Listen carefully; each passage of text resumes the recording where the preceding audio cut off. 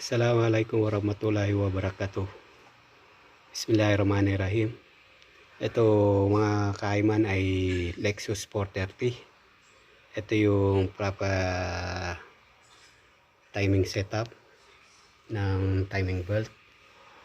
Kaya wala pa yung timing belt, pero yung marker na yan ang top 1 nya. Yan ang right bank. At ito yung left bank. Ayan marker. Tapos yung sa baba, ayan may tuldok siya doon. Tapos may marker sa granay. Yun sa baba naman, yung paglalagyan ng belt. Ayan, maya maya ilalagay ko na yung bagong timing belt.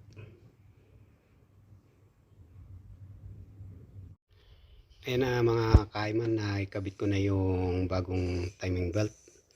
Ito yung sa bank 1. At hindi ka naman malilito sa mga belt na bago kasi may mga marker na. Ayan ang right bank. At ito naman ang left bank. At yan yung marker niya sa baba na sa granay.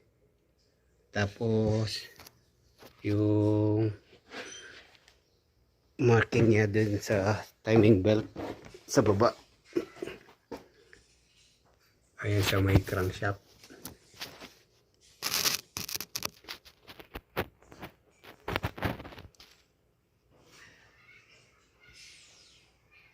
Ayan na. May tuldok din siya doon. Nilagyan ko ng paint marker para malinaw. At ito yung marker nung sa crankshaft sa may timing belt.